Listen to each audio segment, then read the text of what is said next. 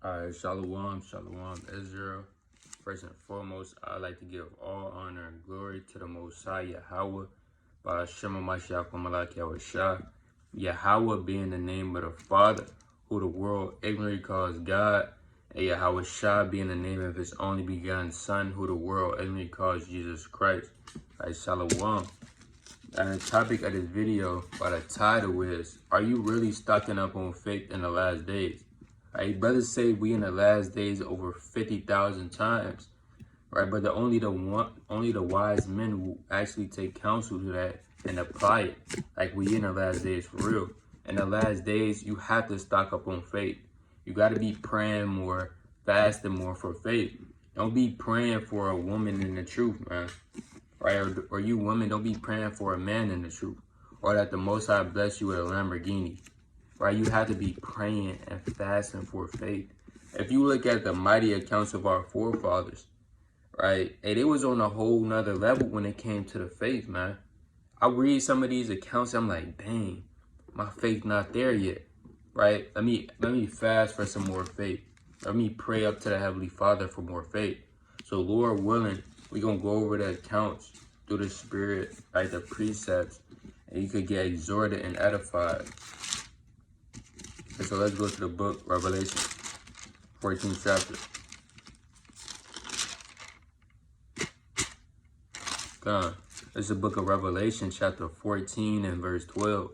Here is the patience of the saints. Right, brothers bring out this precept a lot of times.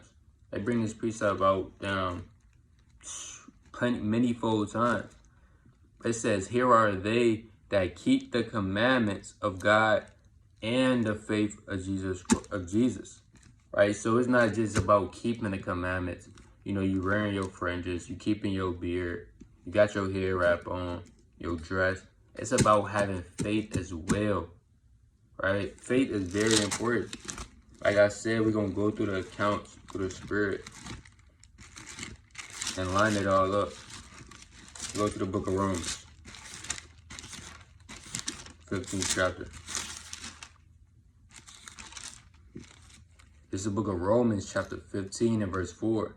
For whatsoever things were written aforetime were written for our learning, that we, through patience and comfort of the scriptures, might have hope. So all the accounts that was written, that we have right now through the scriptures, it wasn't just written for no reason. It wasn't written just to tell a story, right, or just to make you smile. It was written only for our learning, man. That through patience and comfort of the scriptures, we might have hope, right? We might have hope to see the second coming of the Lord. We might have hope to make it to the kingdom, right? We might have hope to overcome the trials and tribulations that the Most High has set before us, right? So through the Spirit, we're going over faith, man. Stock up on faith in the last days, right? Trust in the Lord. That's a huge part of faith. You literally can't please the Most High if you don't have faith. All right, that's Hebrews, the 11th chapter. Let's go to it.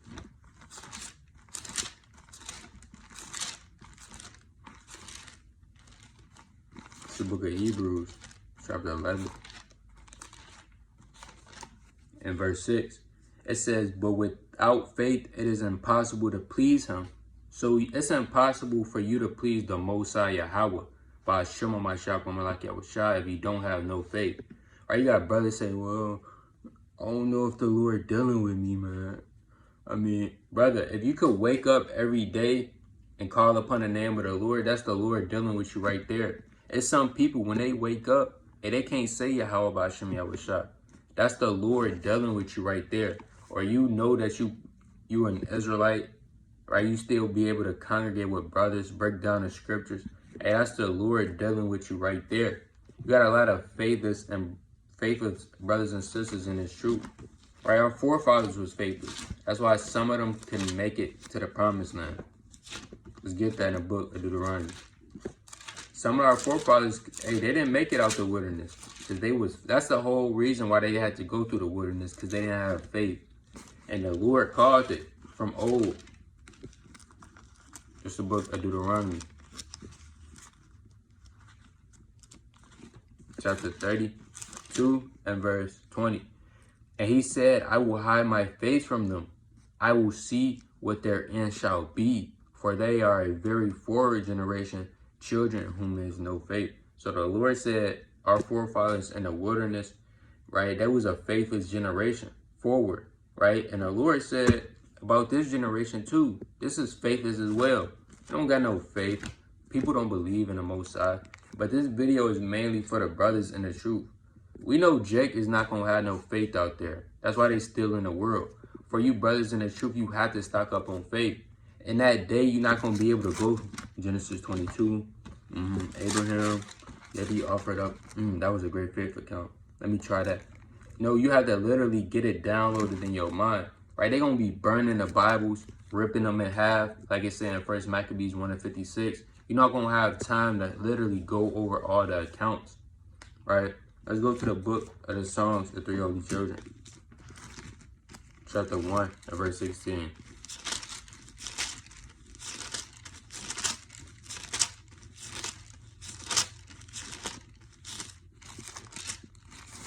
It's the book of the Songs of Three Holy Children.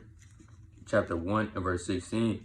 It says, like as in the burnt offering of rams and bullocks, and like lambs and 10,000s of fat lambs, so let our sacrifice be in the sight this day, and grant that we may wholly go after thee, for they shall not be confounded that put their trust in thee. Right? So this is a song of the three holy children who got them there, they got thrown in a furnace, a fiery furnace. A lot of you Jakes, if you get too close to that furnace, you're gonna start crying. Right? They said if you put the trust in the Lord and the Most High, you will never be confounded. Right? So through the Spirit, we're gonna go over some accounts, man. These accounts is beautiful. Men, women, right, children, right? It get crazy. Right? This is the book of history of Susanna, right? Chapter 1, and I'm gonna start at verse, for some context, I'm gonna start at verse 2. Right? If you don't know the story, we're gonna go over it. It says, and he took a wife whose name was Susanna, the daughter of the Chelseas, a very fair woman, and one that feared the Lord. So Susanna was on fire. She was fearing the Lord. She was keeping the commandments, and most importantly, she had faith. It says her parents also were righteous and taught their daughter according to the law of Moses. So she knew the law. I'm going to jump down to verse 5. The same year were appointed two judges of the ancients of the people to be judges. Salakia, the same year were appointed two of the ancients of the people to be judges, such as the Lord spake of, that wickedness came from Babylon, from ancient judges who seemed to govern the people. I'm going to jump down to verse 7. Now when the people departed away at noon, Susanna went in her husband's garden to walk. So you had two judges, right, from Babylon to come and judge the people. Right, verse 8. And the two elders saw her going in every day and walking, so that their lust was inflamed to her. So the two judges, they was lusting after Susanna after she already didn't have a husband. I'm jumping down to verse I'm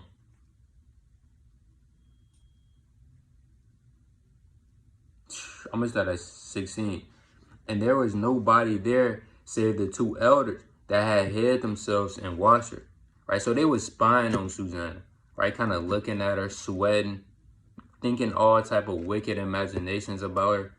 It says, verse 17, then she said to her maids, bring me oil and washing balls, and shut the garden doors that I may wash me. And they did as she bade them, and shut the garden doors, and went out themselves at private doors to fetch the things that she had commanded them. But they saw not the elders, because they were hid. Right, so she was finna wash herself. Next thing you know, the elders come in and start hiding themselves in the bushes. It says, behold, the garden doors are shut, that no man could see us. We are in love with thee, therefore consent to us and lie with us. So they saying, hey, nobody else is in here but us two and you. Right? You gotta lie down with us. Let's see what Susanna said. Verse 22. Then Susanna sighed and said, I'm gonna start at 21. It says, if thou wilt not, we will bear witness against thee, that a young man was with thee, and therefore thou didst send away thy maids from thee. So they said, if you don't want to lay down with us, we gonna bear false witness and say that you slept with another man. Imagine that. Some of you Eves, if you get that pressure put on you, and you gonna kind of lie with them. Next thing you know, you're gonna get destroyed. Or you Jakes, right? Especially you Jakes that's into the damn threesomes and the foursomes, right? They have to happen to you, and you will kind of lie down with her, right? But you got to kind of do what Joseph did in Genesis, the 39th chapter.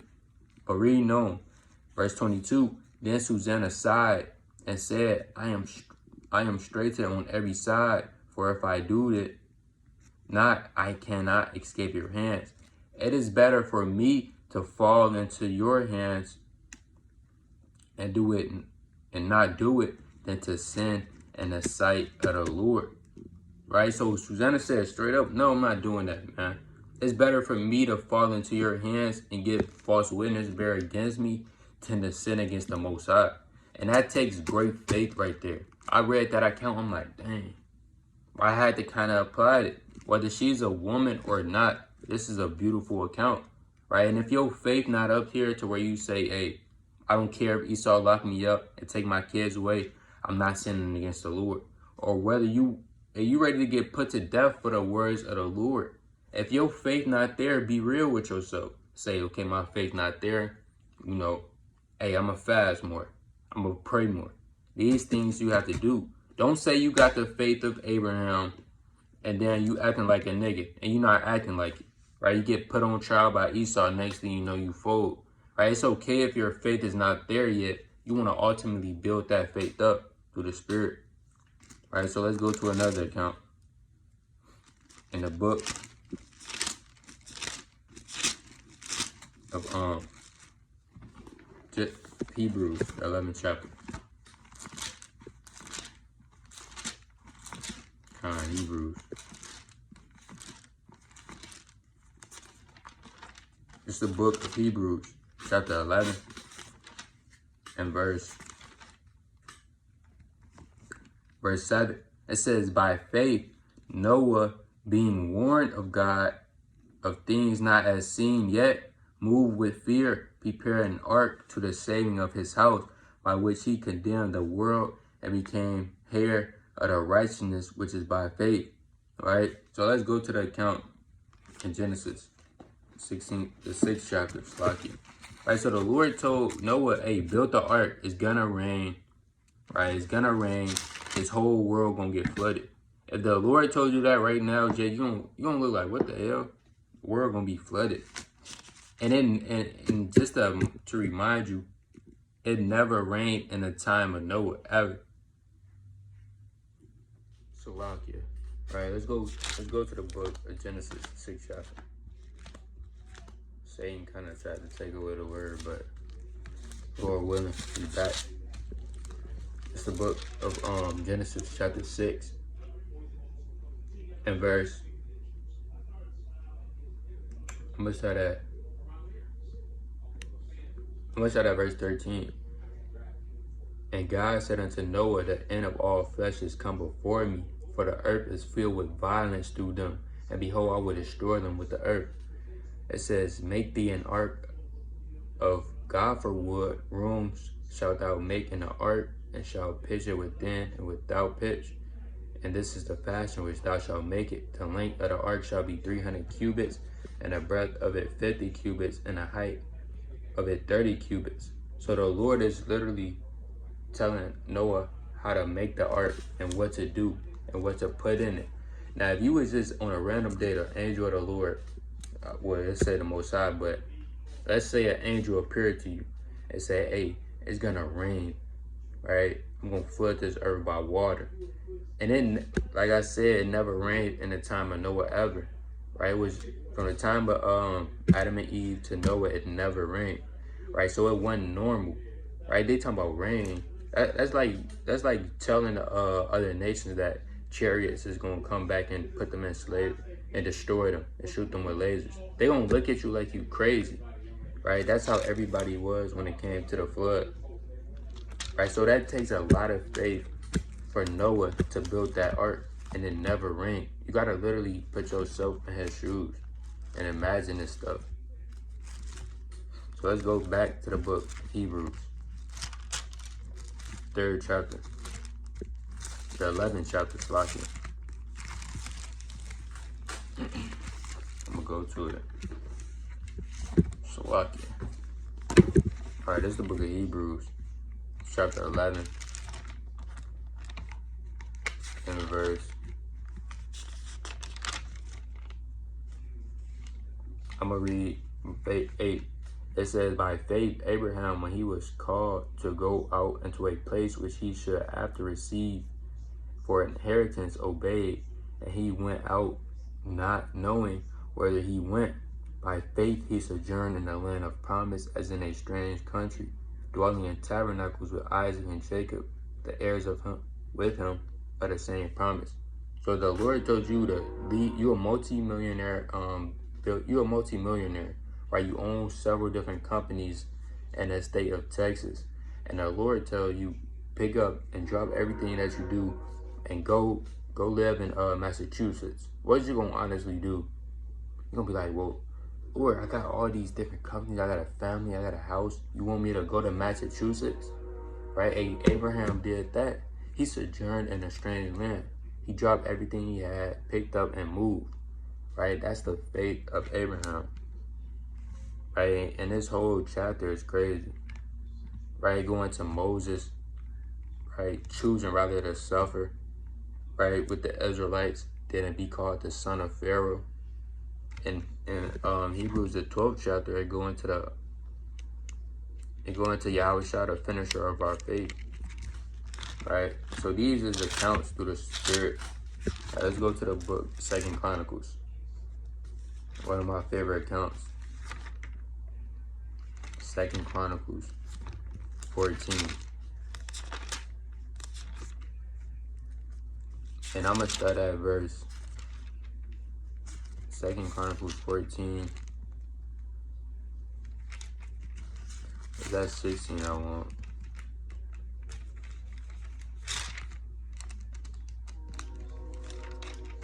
I'm in the wrong. What's the name? Yeah, 2nd Chronicles 14. Salakia, bear with me. It's a book, 2nd Chronicles, chapter 14. And I'm going to start at verse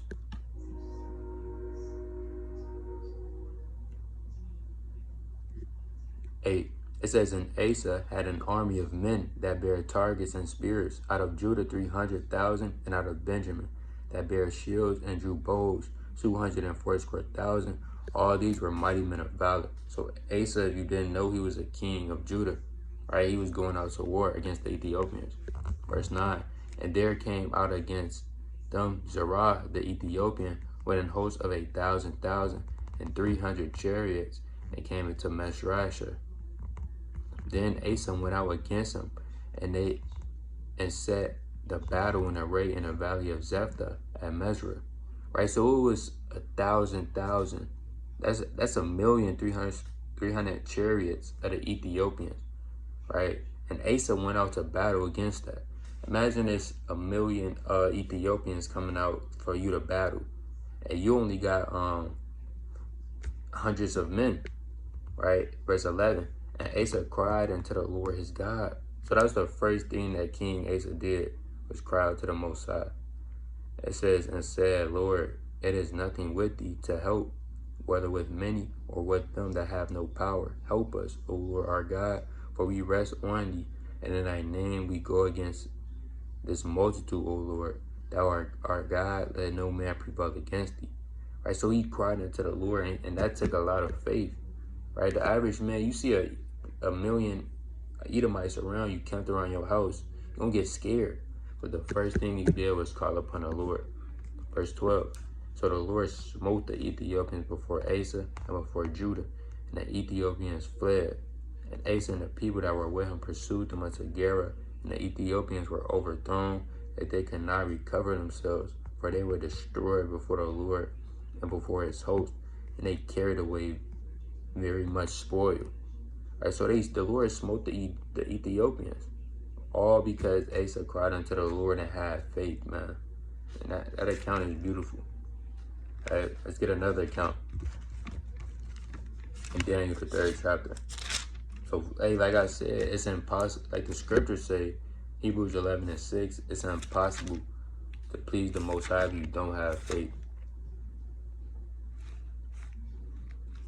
Lead is what I wanted in Daniel. It's the book of Daniel, chapter 3, and verse. Nah, I might, it's 3 and, I might go to 3 and 6.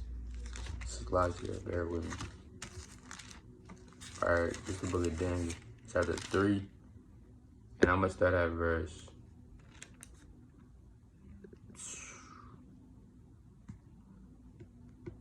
Man, I'm going to start at verse. I don't want to read the whole chapter. I'm going to start at verse, 11, but I'm going to just give a recap. So basically, Nebuchadnezzar set it up a golden image. And if you didn't worship the golden image that he set up, you would get cast into the fiery furnace. So this is Daniel 3 and 11. And whoso falleth not down and worshipeth, that he should be cast into the midst of a fiery furnace. So if you didn't worship this golden image that Nebuchadnezzar set up, right, of him, you'll get cast into the fiery furnace. Right? A lot of jakes, they gonna give up. They gonna be like, yeah, I'm gonna just fall down to this golden statue. You know, it's not a big deal. It's just one time. Hey, they gonna get put to death. Right? But let's see what the Meshach, Abednego, and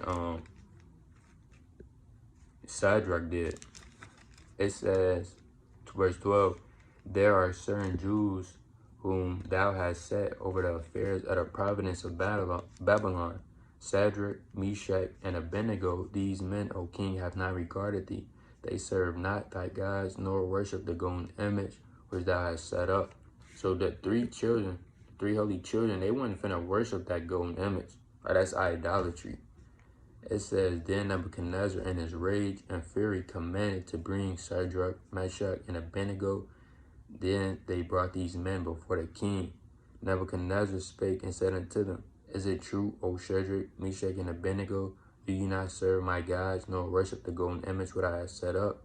Now if ye be ready, that at what time ye hear the sound of the cornet, flute, harp, or sackbut, psaltery, or dulcimer, and all kinds of music, ye fall down and worship the image which I have made, well, but if ye worship not, ye shall be cast the same hour into the midst of a burning fiery furnace.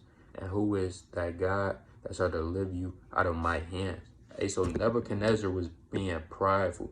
He said, who is the Most High that shall deliver you out of my hand? Right, so he's kind of tempting the Lord. Right, verse 16. Shadrach, Meshach, and Abednego answered and said to the king, O Nebuchadnezzar, we are not careful to answer thee in this matter. If it be so, our God whom we serve is able to deliver us from the burning fiery furnace, and he will deliver us out of thine hand, O king. So these men said, we rather want to go into the furnace than to sit down and worship your golden image. Right? They knew in Exodus 20 and 1 on down, hey, the first commandment is you shall not have no other gods before me, nor worship them. It says, but 18, but if not, be it known unto thee, O king, that we will not serve thy gods, nor worship the golden image which thou hast set up. So these men, they had faith. Right? This the faith every brother that's watching this should want to be on. It says, then was Nebuchadnezzar full of fury, and the form of his visage was changed against Shadrach, Meshach, and Abednego. Therefore he spake and commanded that they should heat the furnace 7 times more than it was wont to be heated. So the fiery furnace, it was already heated up, but Nebuchadnezzar said heat it up 7 times more. That's probably like 1,000 degrees. But these men chose rather to get burnt in the fire than to serve a golden image of Nebuchadnezzar. Right? I'm gonna keep going. It says, verse 20, and he commanded the most mighty men that were in his army to bind Shadrach, Meshach, and Abednego, and to cast them in a burning fiery furnace. These men were bound in their coats, their hosen, and their hats, and their other garments, and were cast into the midst of the fiery furnace. Right, I'm going to jump down to verse 25. He answered and said, Lo, I see 4 men. Actually, I'm going to keep going. Verse 22. Therefore, because the king's commandment was urgent and a fiery furnace exceeding hot, the flame of the fire slew those men that took up Shadrach, Meshach, and Abednego. So the furnace was so hot that because Nebuchadnezzar turned it up, that it slew the men that Nebuchadnezzar told to throw the 3 holy children in the furnace. It says, and these 3 men, Shadrach, Meshach, and Abednego, fell down bound into the midst of the burning fiery furnace. Then Nebuchadnezzar the king was astonished, and rose up in haste, and spake and said unto his councils, Did not we cast 3 men bound into the midst of the fire? And they answered and said unto the king, True, O king. He answered and said, Lo, I see 4 men loose, walking in the midst of the fire, and they have no hurt, and the form of the 4th is like the Son of God. Right, so the angel was in there in the fiery furnace with the 3 holy children. All because this man had faith that the Lord was going to deliver them. It says, Then Nebuchadnezzar came near to the mouth of the burning fiery furnace, and spake and said,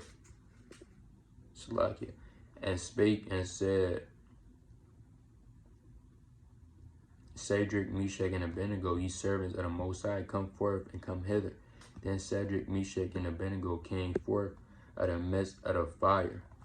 Right, so they came out, and hey, that's a mighty account for the Spirit. So let's go to the book of I want the Belly of the Dragon. Alright, that Daniel 6 chapter, that's good as well, but let's go to the book of Belly of the Dragon and the Apocrypha.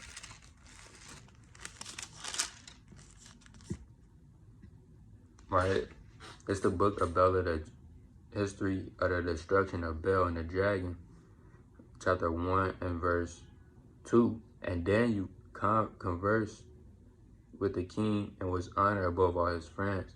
Now the Babylonians had an idol called Bel, and there spent upon him every day 12 great measures of fine flour, and 40 sheep, and 6 vessels of wine. And the king worshipped it, and went daily to adore it. But Daniel worshipped his own God. And the king said unto him, Why doest thou not worship Baal? So they tried to get Daniel to worship Baal, which was an idol that the Babylonians set up. Alright, and Daniel, I'm not going to read the whole thing. You could read it, it's only 42 verses. But basically, he didn't want to worship it, and he proved them wrong that it was an idol. And Daniel got thrown into the lion's den. But this Belly of the Dragon, 129. So they came to the king and said, Deliver us, Daniel, or else we will destroy thee in thy house. Now when the king saw they had pressed him sore, being constrained, he delivered Daniel unto them, who was cast in the lion's den, where he was 6 days. Right, so they cast Daniel into the lion's den. Right, it says in the lion's den there were 7 lions, and they had given them every day 2 carakees and 2 sheep, which were not given unto them, to the intent that they may devour Daniel. Now there was Juri prophet, and Juri, a prophet called Habakkuk, who had made pottage and broken bread in a boil, and was going into the field for to bring it to the reapers. But the angel of the Lord said unto Habakkuk, Go and carry that thou hast into Babylon, unto Daniel, who is in the lion's den. Right, so the long story short, Daniel ended up receiving the food. And when you read Daniel the 6th chapter, right, the Lord shut up the lion's mouth so that it wouldn't devour Daniel. And it took a lot of faith for that to happen. Right, let me get one more account in the book. 2 Kings, I believe. It's a lot of accounts. Let me get Genesis 22. I'm gonna get a couple more pieces. I'm gonna close out. This is Genesis chapter 22.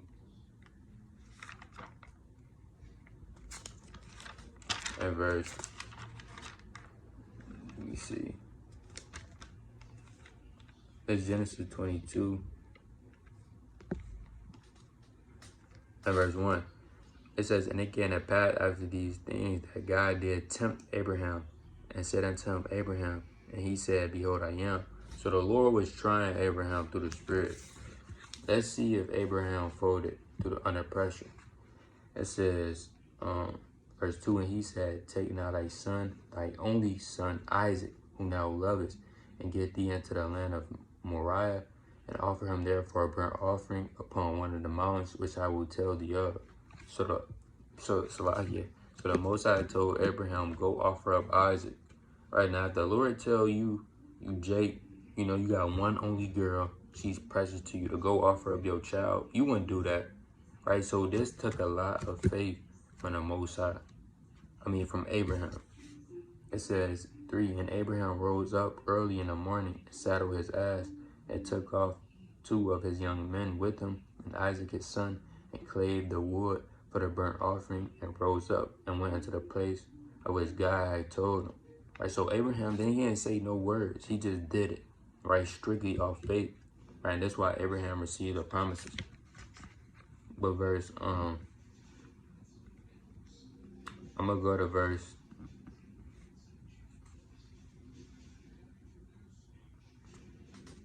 9. Jump down to verse 9. And they came to a place where God had told him of, and Abraham built an altar there, and laid the wood in order, and bound Isaac his son, and laid him on the altar upon the wood. Abraham stretched forth his hand, and took the knife to slay his son. So Abraham was finished actually offer up his son for a burnt offering, right? But it says, verse 11, and the angel of the Lord called unto him out of heaven, and said, Abraham, Abraham. And he said, here I am. And he said, lay not thy hand upon the lad, neither do thou anything unto him, for now I know that thou fearest God. So it was all along just a test from the Lord. And the Lord might be testing you to see whether you have faith or not. Right? So you can't fold under pressure. I'm gonna close this, I'm gonna finish this, and then I'm gonna close out. It says, for thou knowest that thou fearest God, seeing thou hast not withheld thy son, thine only son, from me. And he lifted up his eyes and looked, and behold, him a ram caught in a thicket by his thorns. And Abraham went and took the ram and offered him up for a burnt offering instead of his son. Right? So Abraham, that was a mighty account that would never get old through the Spirit. But Lord willing, this video was edifying, right? Stock up on faith in the last days, Israel. And with that, I want to give all honor and glory to the Most High Yahweh, by Shema Mashiach, Shalom.